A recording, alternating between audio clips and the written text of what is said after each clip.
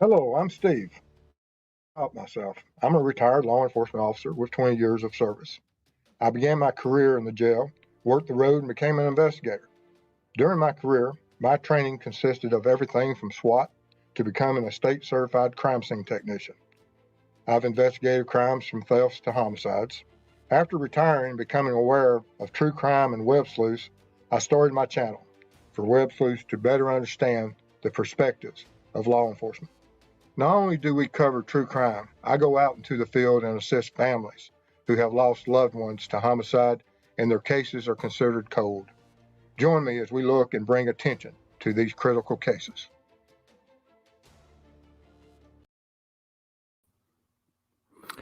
Hello, everyone. Glad you're here to join us tonight. Let's see here. Try and get the screen to blow up. It's not working there. But anyway, guys, I'm glad everyone's joining us tonight. Appreciate y'all coming. If you're new to the channel, what happens is we'll have a short presentation, and after the presentation, I'll be answering all your questions. And we're going to be looking at Kohberger case. And in chat, if you would be respectful of the mods, each other, enjoy yourself, and be respectful of families. But on the Kohberger case tonight, there was some interesting developments that occurred in the last few days. Mostly about the ID cards that were found inside the Pennsylvania residence. And we're going to discuss some of those, but we're going to look at a lot of the items that's on the receipt of that search warrant. And also in the news recently was, with this, did he have more victims? And the ID cards also will be something that law enforcement will look at, because the ID cards can have several different possibilities, and we'll be covering those. But with that being said, we'll get into it. All right. Of course, if you have any information about any of the... Let me help you. See that little square in the lower right hand? Yes. Click it. Okay. All right. If you have any information on Madison, Kaylee, Ethan, Rosanna, absolutely make sure that law enforcement is aware of that information, so as they prepare for trial and against the defendant, that they'll have all that information. If you don't know if law enforcement has that information, or if you've taken for granted that the information you have is there, but you don't know for certain, absolutely make sure that you contact them and make them aware. Then, of course, the information, we have some more information or contacts here that you can use to get access. Some of the things that on the search warrants and some of the things they recovered when they, on this part of it, which is kind of hard to read, but they took his car basically apart. And the reason they did that, of course, is that they're looking for something that is within that vehicle, that if he committed those crimes, would he have been able to enter his vehicle, drive whatever distances he did, because there was only a limited amount of time that he spent in the residence. And in 4 violent encounters and those struggles for survival, it would be almost certain that he would have some DNA from within some of the victims on his person and would have been transferred to his vehicle. We spoke about this on several occasions before. But when they executed and they talk about some of the things that they took from the vehicle, they took the coins, 36 dimes, 32 nickels, 8 pennies, they've got gloves, receipts. They took hiking boots, a room key, and you go on down through there, and they took everything from. I did find it interesting that some of the things that they obtained was a shovel and some goggles. And I understand the floor mats, the reflective vest is kind of interesting. I think he had some type of history of security, so that may explain why he might be in the having a reflective vest. But taking wrenches, taking a door panel, um, seats, and seat cushions, a headrest, seat belt, the visor. All these things are what you would expect that he would have come in contact either immediately after committing these crimes, or as he, um, you know, prepped and cleaned up and transferred. For the fact that he could have, as you clean vehicles and things, it's just like as you clean anything. If you use any type of soiled rag, if you're cleaning one part of something and then you go to clean another part, if you don't do proper techniques and get clean towels, you can have, whereas you may have one small spill of something in one position or one part of that vehicle, but through the cleaning process, you can transfer it to multiple surfaces. And hopefully, this is a possibility that law enforcement will be looking at. I mean, they took everything from the fibers. They took brake pedal, gas pedal, um, which means they took them. So you wouldn't.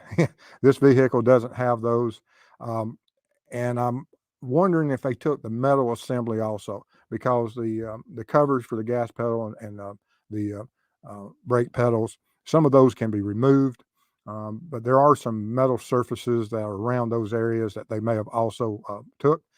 Phone charger, Band-Aid, um, and maps, documents, and the seatbelt boot, which means they took all the seatbelt, which is something that you'll see, just like we did with the Murdoch uh, homicide investigation. They went and from Alex's vehicle, they took his seatbelt assembly, and because that's one of the hardest areas of that to clean, and for the fact that once it goes up in there and it wraps around, there's some areas that you just cannot get to unless you disassemble that cover, boot, and spring assemblies and all that. So there's great potential for there to be some type of DNA transfer somewhere's on that belt from him, his clothing, because, like I said, we have a limited time frame, and some of the cast off or some of the blood transfers could still be very um, in their liquid form and would be easily transferred to the inside or outside of the belt. Just depends how it was put on and how often he handled the seat belt while he was wearing that clothing. For the fact that, like I said, during those struggles, I'm sure that he had a lot of different types of cast off, defensive contact, because we know at least one or two of the victims fought back. And during fighting back, especially with edged weapons, the hands often are cut of the victims. And once those hands are cut of the victims, they very often come in contact with the torso of the offender. And so there's great potential for a lot of different types of contact transfers from someone that has injuries to their hands, their arms, elbows, whatever they're bringing into the fight, and whatever areas he's um, creating certain type of injuries with that edged weapon. And then, of course, if he hits certain um, parts of the body, you may have arterial spurts and things that will even more um, bring certain body fluids and blood onto you. And then, like I said, you have the cast off and things. So, absolutely, when he left that residence, he had some type of DNA, blood evidence on him, and hopefully he transferred it to his car. And hopefully, from this, they'll be able to find it. And whenever they look, this is things that you might see from someone that had a injury on their hands. I took this from some of my previous testing that I did with luminol, of where people might have injury on their hand, or they come in contact with any type of pool of blood, and how it would transfer the clothing. These handprints and these fingerprints, and even the arterial spurt and the blood spatter that you see on this shirt, because all these droplets and all these transfers mean something to a CSI. And so they would be able to analyze it, and they would look for this. And not only on his clothing, but this here will also get transferred into that vehicle and on everything that they look for, and how his clothing, even though that he may have taken the clothing, if he did not dispose of that clothing and just washed it or something, as we've seen in some of my previous testing and washing of articles, it's extremely hard to get rid of the uh, blood stains in clothing. It's not impossible, but it's extremely hard. And even those clothing articles, as if you look at some of my other videos, you'll see those stain transfers, and they last after washing. They last after multiple washings in Mrs. Steve's washing machines. And so it's, Ruckus is in the house. hey, Ruckus. I'm glad Ruckus is here tonight. We had a great show the other night. Thank you for everything you've done. And if any of you don't know who Ruckus is, check him out. If anyone, any of my mods have his link in there, paste it so that people can go over there and watch his shows. I enjoy his shows quite a bit. But when we, as these victims are struggling and things, like I said, they will have contact with their victims or with their offender that's committing these crimes and during these fights of survival. And so there's a lot of different things they're going to look for, even in Pennsylvania. I know that's halfway across the country, more than halfway across the country. And if he took any clothing article, if he did not dispose of it, and he just washed it, cleaned it, and took for granted, although with his background, you would expect that he understood the potential of what evidence that blood would be against him. And it's with this understanding that we have to look at some of these things, that if he committed this crime and he planned it so well and he used all his knowledge from what he had learned in his criminal classes and his psychology classes and for the career that he had chosen, he chose a certain type of dressing, very dark clothing. He had done surveillance of the area. He picked a time and he picked the residence. He had been to the area on many, many occasions. And so everything that he did was pre-planned. And we have to look at that when he did execute this plan of committing these crimes. He had a limited amount of time, and he was on a timeline, or there was something that put him on that timeline, because we don't know. He chose the time to attack, but we don't know at what point the domino effect started. Was he entering with the expectation of only encountering one victim upstairs and possibly committing a crime and being able to leave the residence? And then it started going down, and the domino effect starting. And then he came down, and the domino effect continued as he encountered others and had to commit further crimes. And at that point, did he decide that, I won't be able to stay here as long as he may have planned that after he committed the homicides of one or two victims that he would have stayed within the residence.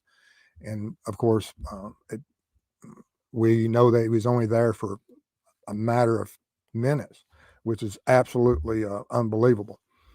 But he does all this prepping, he does all this planning, and the one thing he does, if we go by what is now being talked about, that he has an ID that has been leaked, that was recovered from his Pennsylvania home on the return of the search warrant, and that they located it.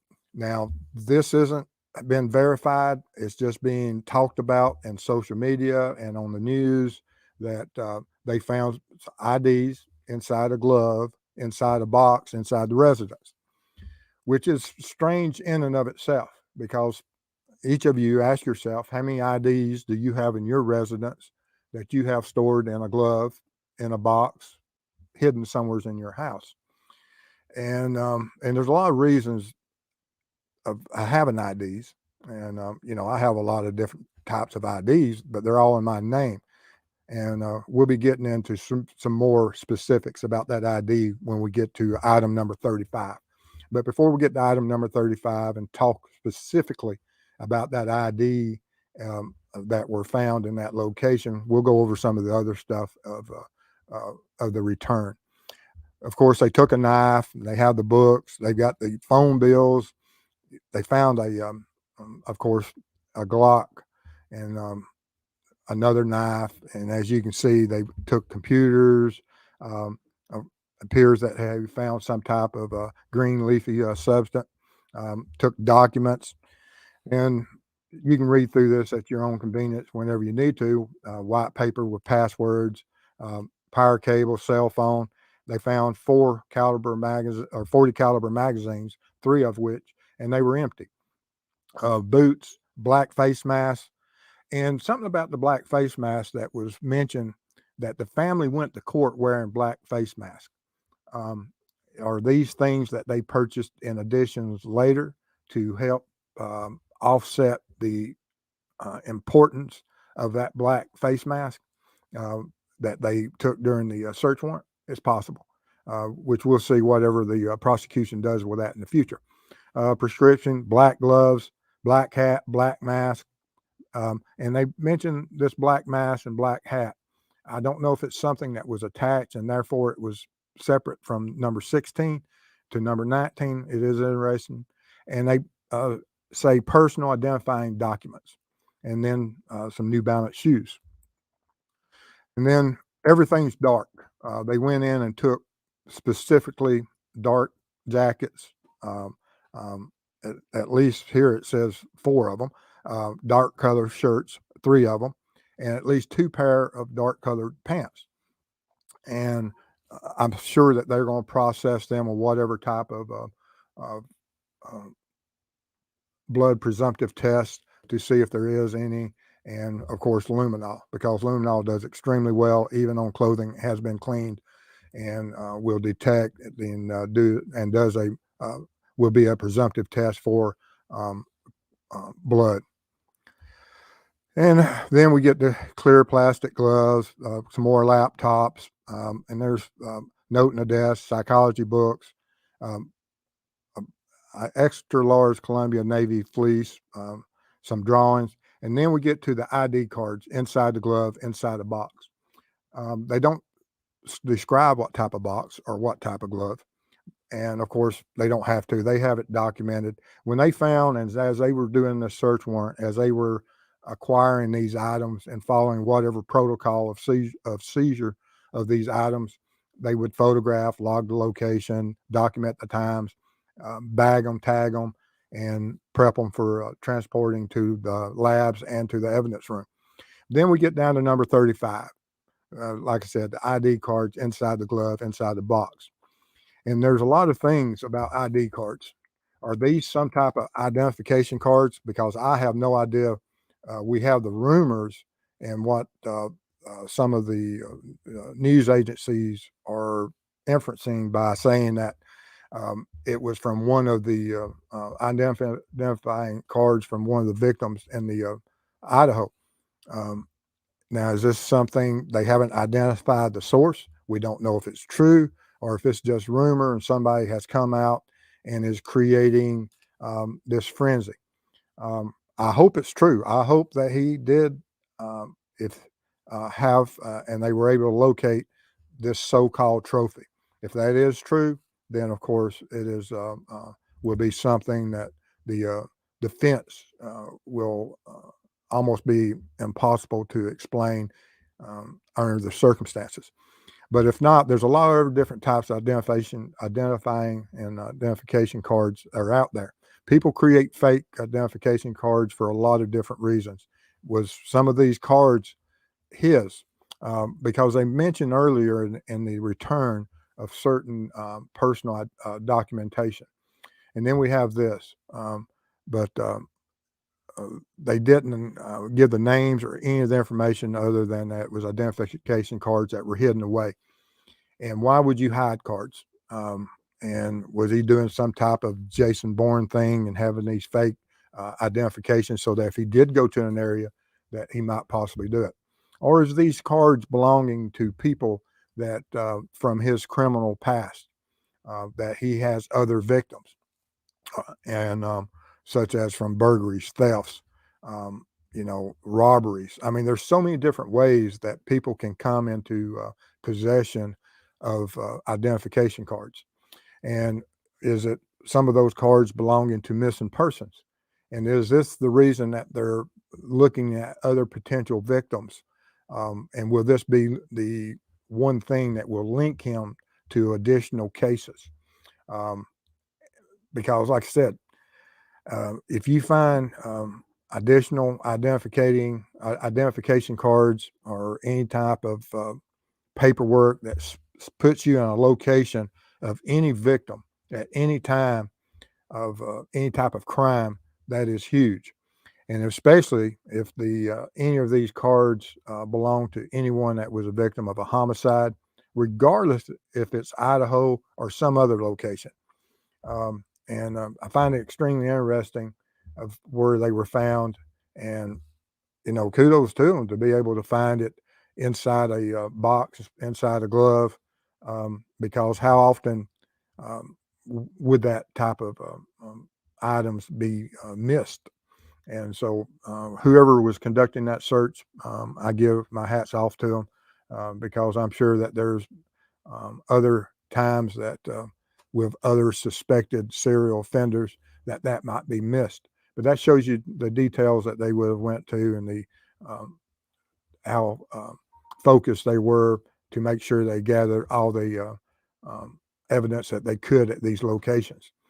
And did they know to look for these things, which is also something that has been hinted at in the past that possibly someone else might have known, due to the fact that he mentioned who else was arrested, or he asked that question, which is a strange question to ask during your arrest process, and which we won't know until the prosecution presents its case and presents whatever discovery, and we see how the trial moves forward.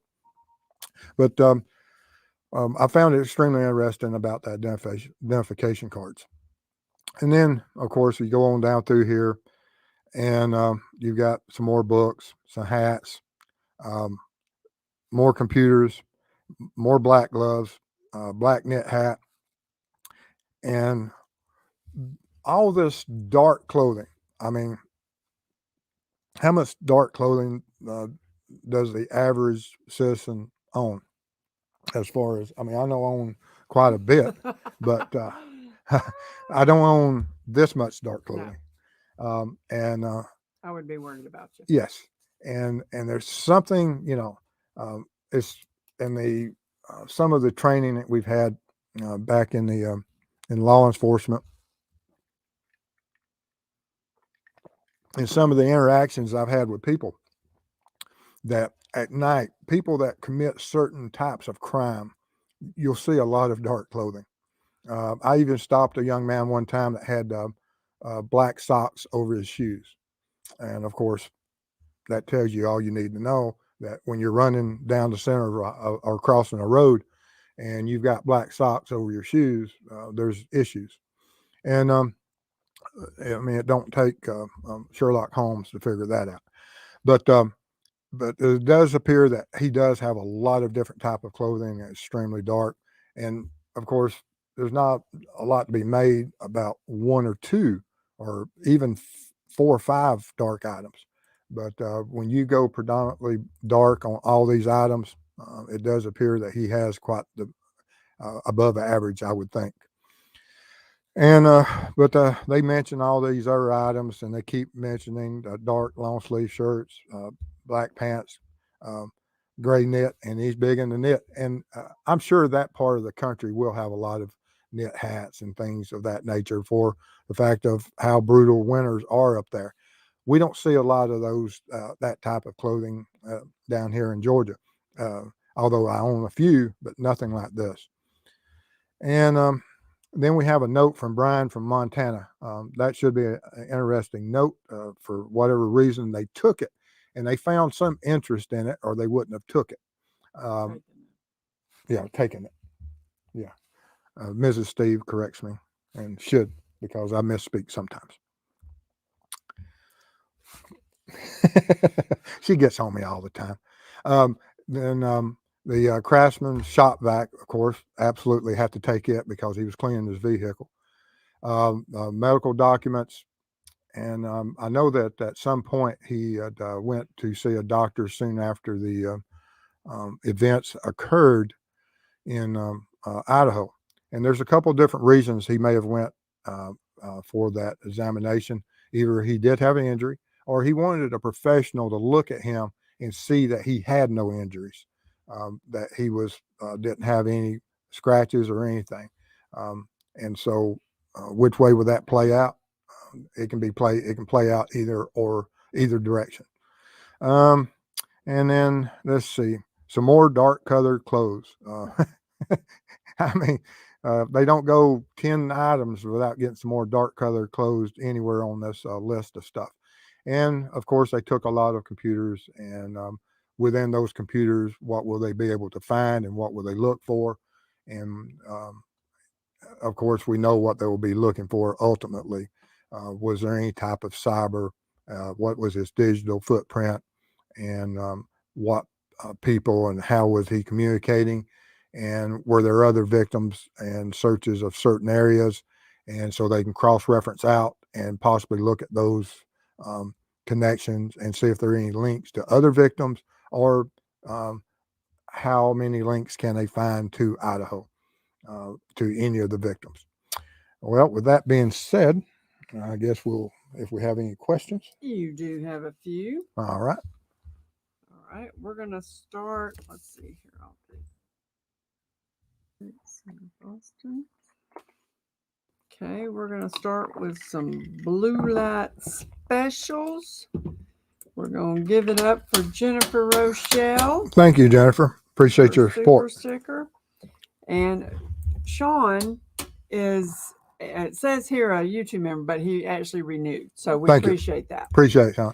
All right. And then, hold on, I had another one. And this here is Rippy for Freedom. Take a look at the Perk's birthday. Please take a look. Okay. It seems to me it was the same as the residence month 11/22. I hadn't looked at that, but I will. And thank you for the donation. Yes. Appreciate the donation. That means a lot to us, because we got a trip coming up in May. Yep. And YT Grandma Mary Bell. Thank you. Thank you, Steve, Mrs. Steve, and Mods. Great coverage and educational. Appreciate that. Fantastic. Thank you so much. Thank you. All right. And let's see here. Kowalski, what about air filters and air ducts on your list of things they took? Yes. Was that mentioned on it? I think I knew they did some work at the house, but I don't know if they took any air filters and air ducts. I know they took a vacuum cleaner, but there may be some more stuff in there I just didn't include in my list. So there may be far more items that they recovered or looked at. Okay. But I know at the 11/22 King Road in Idaho, they called in a AC there's a couple, 3 different reasons why they could have done that, for the air systems and looking for evidence. Okay. Go ahead that. We're going to do a couple of more. These I don't have anything to put on screen. We've got This'll Do Nicely donated a membership. Thank you, This'll. So much. Appreciate it. And Miss is a member for 2 months. Thank you. Thank you so much. Appreciate it. All right. So we've already done this one. Okay. So hold on. I got to go find one. And we've got Kamala. Thank you, Kamala. Blue light special, please, for your trip in May. Thank you. I'm looking forward to that. I'm going to start calling the property owners again next week and get the 2-week report and make sure everything's still on track for that search. Right. And Molly at True Crime Web, you may get to this during the presentation, but can you review the wording of the ID card that was found? Any LE insights as to the language? No, I didn't really look into all the language of it yet, but I will. I know it says that some people, some of the wording that was used, there was someone that misspoke. I think it was one of the agents that's at first it was talked about as if it was people misinterpreted it was in the glove box of the car. And this is said that ID cards inside a glove, inside a box. And these items were taken from the execution at the residence. So I'm taking it's from inside the residence. And does this mean that there's additional victims? Because, like I said, I've never, had a collection of anyone's identification cards other than my own, of where you may have an older driver's license that you may leave in your billfold or in your older billfolds, but that's all you ever have. And of course, sometimes you may have you may keep an identification of a loved one that has passed, and it's in some type of family or safe deposit box. But those are really the only type of identification cards that you normally would expect in anyone's home. And they took these identification cards for some reason. If they belonged within the residence and to certain people, and it had current, accurate information, there's no need for law enforcement to obtain and collect those identifications. So there had to be something strange about those cards. Either they belonged to someone else, or they were something, a falsified document of some type for some reason. And because otherwise, they wouldn't take them. It wouldn't have been of any interest to law enforcement to take them unless there was something that alerted them to the great potential of other victims, possibility of other victims. Or, like I said, it is directly linked to Idaho. And I can see why people might jump to that conclusion, and it may be absolutely true. Okay. And that's Molly. And this is from Dave. Steve, who do you think was unalived first to last? Well, of course, upstairs, um, they went, and then on the second floor, it was Anna. I would expect that those, the second floor of where the kitchen area is, when he made the exit there, after that encounter when the surviving witness saw him, but because that surviving witness says that he was upstairs. Now, I don't know the order of the victims on each floor. We don't know which one he attacked first, and was the other one able to engage? Did they have enough time? Um, was there enough commotion to wake them up or rouse them out of a drunken state? We just don't know, and so we have to even on the second level, we know that Xana was up and active, but that doesn't mean um, that the other was, and so we just don't know what order there were and who helped and how often. So with that, I wouldn't be able to list it other than third floor, second floor. Third floor, second floor. Okay. And walkie talkie. Hi, Mr. and Mrs. Steve. Often mods and chat. Thank you. We love our mods. All right. And that surviving witness was extremely lucky that for whatever reason he walked right past with and didn't engage her. And could that be due to some of his injuries or just due to exhaustion? Because it's not easy to have that much prolonged fights because even if he fought 9 minutes, that's extremely long fight. All right, let's see here. I'm playing catch up. Mhm. Hold on. All right. And let's see here. So Dave's is done. All right.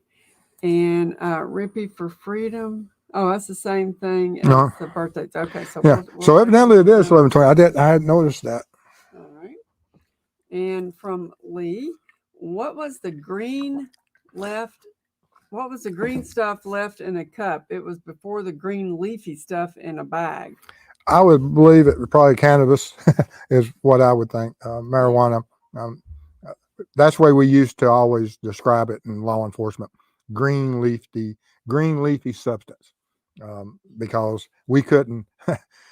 It's just law enforcement speak, because until it's tested, it's green leafy substance, and the lab has to say it's marijuana or cannabis. Well, that's interesting. Mm-hmm. I've never heard you say that before. Yes. Okay. I learned something new tonight, y'all. Look at there. All right. And CJK at True Crime Web. How long can blood be detected in soil? Does luminol work in soil if blood was present months prior? When I know it will last at least 3 months. In my last test, I was still able to find it on soil in my test area. I'm sure at the body farm they have that noted in some book somewhere. When we first became CSI and we were doing all the luminol stuff and checking for blood and things, we were only looking at stuff in controlled environments, and within houses, walls painted, it'll last forever. Basically, because we'd go in and process some areas that had cast off on it that had been painted over, and you couldn't see the blood until you hit it with luminol. And but the soil outside, whenever we did it, it was generally just within a few days. And I'm going up and retesting my crime scene I have in the woods back here behind my house. And let's see, October, and I'll be doing that in the next month or so. And I would think, because it was fading on the 3 month mark, so I know it will last at least 3 months, but will it still be there at 6 months, 7 months? Because I'll have to scrape back some of the leaf cover and see if I can find it, and I'll work my way through the different layers of leaves, and because some of that blood on some of those leaves should last for quite a while, but I won't know until I go back for my own personal. But like I said, I'm pretty sure the body farm would have that information available. Okay.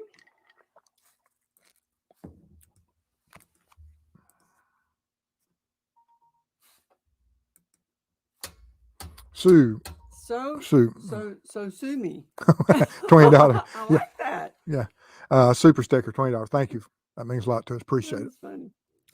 And I'm in insurance, so that really makes it. Yeah. That's quite funny. Okay. So thank you so much. All right. And let's go see here. All right. And Debbie, why wouldn't they take the whole car? They did. They seized the whole vehicle, and once, but they may have originally taken certain parts of it to secure those, so that there's no chance of cross contamination. And I can see, and I agree with that. That if you're there and you have something and you're afraid that as it gets transported or something could happen, uh, you know, and I'm sure they took the whole vehicle and took it apart also at some point. But and where was that car originally? Because they would have escorted it to some type of controlled environment. And this is the part of it that is on the return.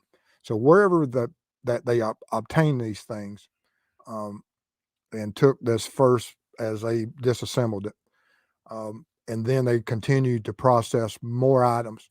I'm hoping that the reason they seized these items is that whatever controlled environment they were in, that when they hit it with luminol, that that when they hit it with luminol, that these things had some type of reaction. That's what I'm hoping. Doesn't mean that it did, but I'm hoping that when they hit it with whatever type of blood presumptive test, that these things lit up and they seized these items, and this is the return of what we took. And if that is the case, they have a lot of evidence. All right. I'm hoping, not saying that's a fact, but there's a reason they took all these things from the vehicle. And I'm hoping that's during that process that they hit it with that luminol and it did that. Luminesced and did that.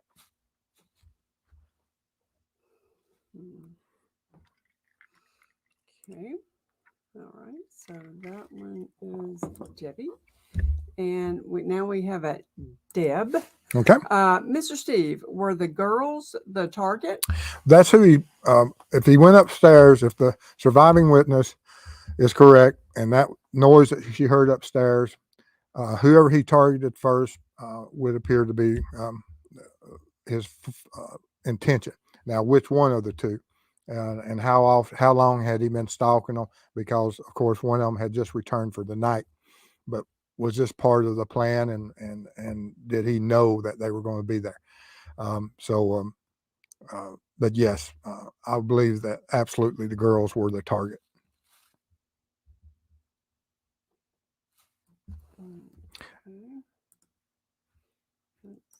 Now, which one, Madison, Kaylee, or Xana, I couldn't tell you.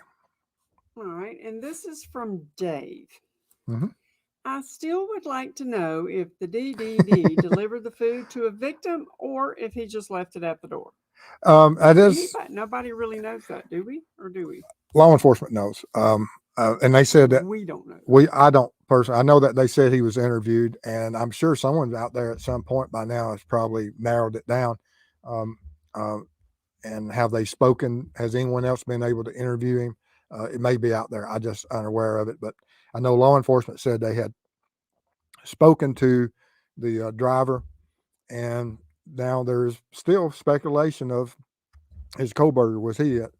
I didn't take it that way when they said that they had interviewed him early on, that he was DoorDash, and I don't believe he was. And but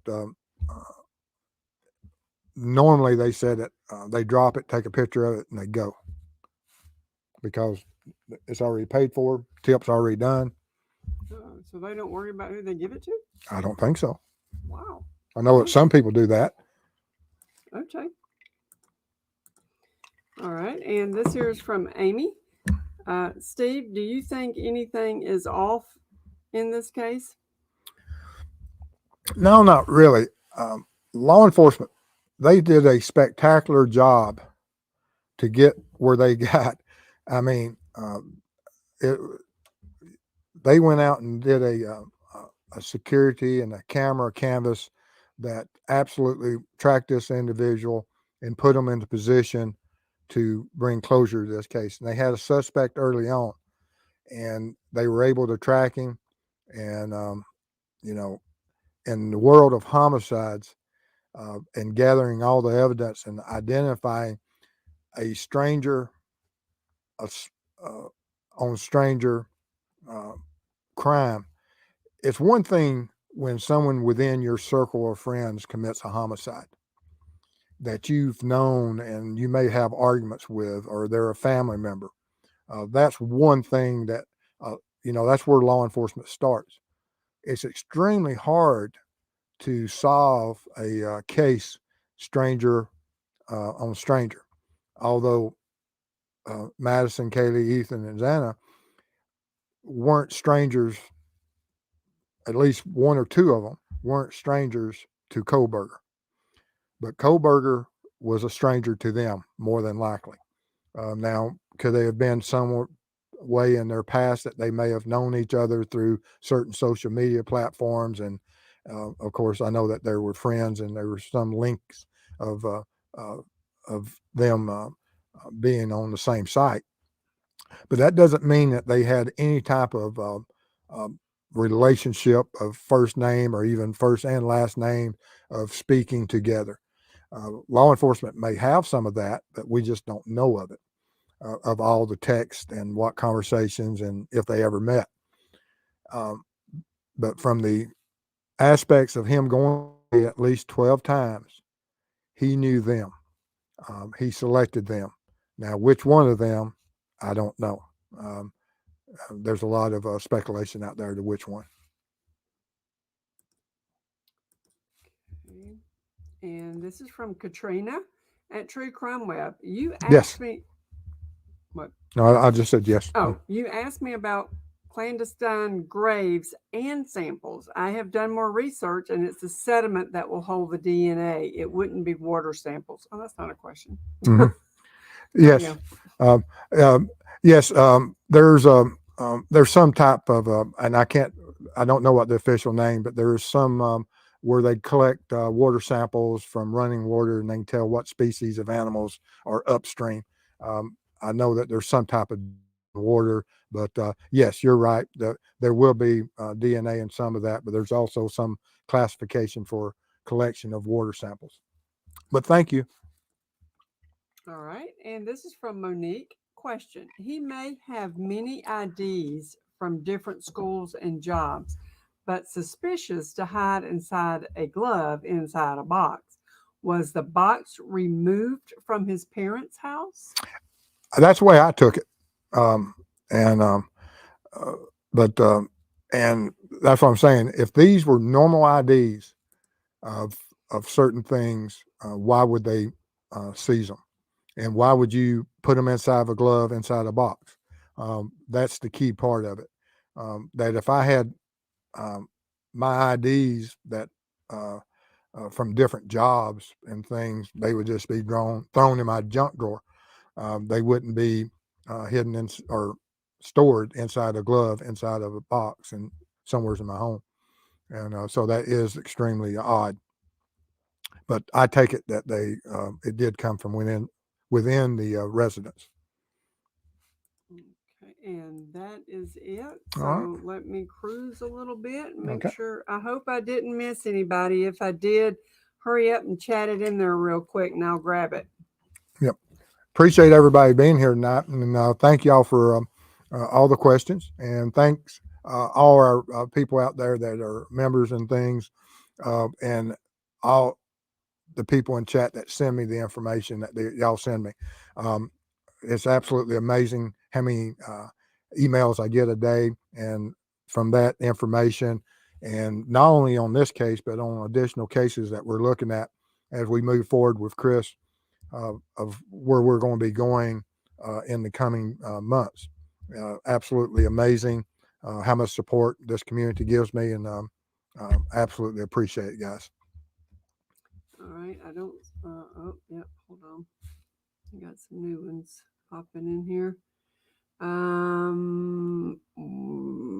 Let's see here. Walkie Talkie, have they found any other social media accounts with different names? I would expect they have. I would expect they have. Don't know. I'm speculating on that. But he went out there and he was a part of social media. And there is, like I said, certain rumors about was he going into some of these areas on social media and creating some false accounts. Very possible. All right. Let's go back down here. But that's just my opinion. All right. And Miranda, I missed your comment. Can you tell me what time you put it in there and I'll go back and grab it? I apologize. Grumpy Cat, hi, Mr. Steve. Do you have the list of items collected from Kohberger's residence? I believe it has more items like hair strands. Yes, that's in another presentation that I did from his Washington State residence. But yes, I'll send me an email and I'll send you that link to that video. But I think that was about a month or two ago. I just can't remember, but it's one of the search warrants that we did with Kohberger. All right. And missed, I wonder if his real date, the one we know about, is who he would not injure. Could he be targeting someone out of his league? Well, we don't know what drives these individuals. You have to look at through if he's a serial offender, like Ted Bundy or BTK. They went out and they, of course, had multiple victims. And Ted Bundy was looking for a certain type of individual, female with a certain hairstyle. BTK, he looked across the board. He had victims of just about different age ranges. I mean, he committed crimes against children, males, females, home alone, or while they were multiple people at home. So each of these offenders, what drives them and what makes that fantasy and what puts them in that position to control is different for each and every one of them. And I don't know if any of them, because these people are narcissistic. They don't believe anyone is out of their league. If being narcissistic means that everyone else is out of their league by even being present or being in their presence, because it's all about them. It's what's important to them as the offender, and your world means nothing to them. Your feelings, anything about you, you're there just for the sole purpose of their entertainment. And there's no negotiating with them. It's like a mouse negotiating with a cat. There's just no negotiating. You may think you can negotiate your way out of it, but they have no feelings towards you. Oh, Miranda, I found it. And thank you so much. She sent you a thank you. So that's why I skipped over it. It was not a question. He does go back and read all the comments, though. He does. Thank you. That's very kind of you. Very nice. Thank you so much. Y'all get me worried when you tell me I miss things, like I'm missing questions. So that let's go see what I've got here. Yeah, okay. Okay. All right. So now let me go back to the bottom and see what we got down here. Okay. Let's see here. I don't think he's pled guilty or not.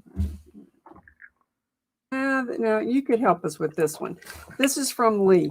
I don't think he's pled guilty or not guilty yet. Wonder if that makes the process longer. No, I'm sure they're having a lot of different types of pretrial hearings. I don't know what all the hearing processes and legal that goes on out there in Idaho, and at what stage they're at. But I'm like I said, I don't know if he's pled guilty or not guilty. I know that all the information we currently have is he's awaiting trial, and the attorney from Pennsylvania said that he wants to exonerate himself. All right. Which is what you would expect from a narcissistic individual. There you go. All right, let's see here. Okay, so now I've got to go look for Miss Dog Lover's question. All right. Okay. So I got some stars in here. Okay, let's see here. From Kristen, which would you rather have? Me having a membership or making donations on Super Chat? Whichever way you wish to support the channel, we appreciate it all. It is. It's very nice of you. That's more than I could ever ask of anyone. That's very nice of you. But it's whatever is easiest and most convenient for you. That will, all of those funds and support helps us on our mission for going out and helping other families. So we thank you for that. Okay, let's see. All right, and Cynthia. Super sticker $5. Thank you. Appreciate that. Let's see here. All right, and I'm almost at the bottom. Okay. Let's go back to here. And this here is Kamala. Okay. Questions. Did Mr. Steve hear he was fired from university for inappropriate to women and grading the different from men, so fired from his TA position? Yeah. Teacher's assistant position. Yeah. Yes, I had heard that. And once again, it's how these people view others. And he has absolutely anyone that would commit such a crime. And when we look at the crimes that he did commit, and it's my opinion that he committed these crimes. He, of course, hasn't been found guilty of anything yet. And there's people out there that argue how involved he was. But from my looking at the evidence and from the affidavits that have been filled out, that anyone that would commit the crimes that he did against 3 women absolutely wouldn't, there's nothing that he wouldn't, if he committed these crimes, he does not value women at all. So his inappropriate behavior in every aspect is something I would expect. All right. And from Sarah, Mr. Steve, do they all have BPD and a traumatic childhood? Is that a link? Some I'll have to get, and what I'll do is I'll get Dr. Susan to help and assist and clarify some of this stuff, because you do have that trilogy of things of that occur, and then there's been some individuals that have developed into repeat offenders due to, and they have a background of head injuries or some type of injury involving brain. I think it's some of the frontal lobe of where you develop certain things and maturities and things. But I'll get with Dr. Susan. We'll cover this much more. Thank you for that question. Okay. And Christian became a YouTube member. Thank you so much. Appreciate that. All right. And that works fine. Appreciate it. All right. And Jenny GA, how long do you think it may be before this goes to trial? Let's see. I would expect some major movement this fall or next spring. Okay. And Dandy, question. If he pleads guilty, will we ever know the details? A lot of it, that is strange, because with the Golden State killer, we didn't get an explanation of some of the crimes that he committed or any of the crimes. But with BTK, he had to stand before the court and explain himself. How will Idaho handle that? I hope they handle it like they did with BTK. And from Patty, did he have any siblings? Yes, I know he has at least 2 sisters. Bless their hearts. Yes, yes, and they're having to live with that burden. Bless their hearts. Wow. All right. And Kim C. Hi, Steve and Mrs. Steve. I'm sure this question has been clarified at some point in time, but I've never heard the answer myself. Why is the house address considered King Road? Maps says Queen. I know. I have no idea. I have no idea. But yes, I'm as lost as you are on that. Okay. And from Moon Dancer, do you think his arrogance made him too confident and that's why he got caught? I do. It most certainly played a part in it. I agree. It played a great part in it. And if he's committed it before and is a repeat offender, then of course he was finally messed up, as often is the case with repeat offenders. Okay. And Christian. Most done. Good to see you. So much for the super sticker. Thank you for your support. Let's see here. And Let's see here. All right, and you are done. Well, everyone, like I said, I appreciate everybody that's been here tonight. Thank you for your views. If you like the video, sub, share, um, and we appreciate all your support, all the donation, all the members, because like I said, at the end of the day, we couldn't do what we're about to do as we go out on the road to help these families. And for the families such as Larry Crum, he's absolutely looking forward to what's going to be occurring in May. And then as we move even further up into Iowa, and I travel back up there probably, I know I'm going to be up there in July. I'm probably going to go a little bit again prior to that, but depends on how Mrs. Steve and I can schedule everything out. But absolutely appreciate everyone's support. Y'all stay safe out there, and I'll see y'all soon. Tomorrow night we have our members for is it? I don't know if it'd be for the commanders or the commanders and the detectives on Wednesday. I was scheduled to be doing a show with Sleuth Intuition tomorrow night, but he has become ill. So thoughts and prayers towards him. And so we've postponed that for probably at least a week. And then I'll have my morning watch show tomorrow night at 12:05 a.m. for. You have one more. Okay. Can you do one more? Sure. Are you going to leave that as your last slide? No, Okay. we'll. All right. So from Boston at Mr. Steve, one more. Is there any way to fight off a knife attack and survive? Yes. You have to be extremely fortunate and well armed, and you know, it's fight or flight. I've been attacked by a knife myself, and I survived it. I was extremely lucky, and I survived it just by chance. But and it can be. But my partner also helped me in that.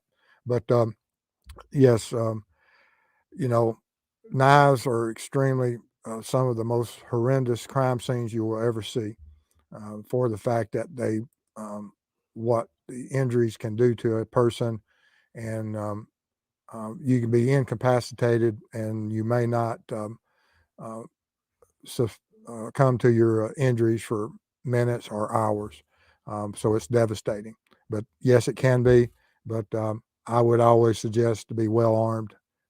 Will carry you a long way to winning a knife fight, because when a person brings a knife to a gunfight, you do at least have a chance. All right. And Miranda, this is in celebration of being able to see Pigeon. So Okay. thank you very much. I didn't see Pigeon out there. Thank you. Appreciate Oh, that. we did. All right. And let's see here. Pigeon Matt. That was funny. Let's see here. All right. All right. Like I said, stay safe out there, and we'll see y'all soon. And all right. And if I missed anybody, send him to Steve and he'll answer. And thank you, mods. Love you. Love y'all. Be safe. Bye-bye.